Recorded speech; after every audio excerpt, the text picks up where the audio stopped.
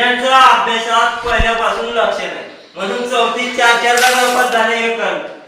तेच म्हणलं चमचा कसा टोचत नाही तर तुम्ही करा मॅडम सुरुवात. ए भावल्या सुरुवात करा आणि मग तमाशा चालू आहे. सुरुवात करायला लावतो. एका बोलायची पद्धत आहे.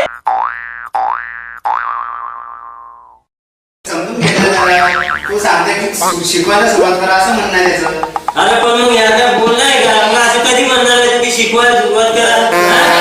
तमाशा चालू आहे करा सुरुवात करा सुरुवात.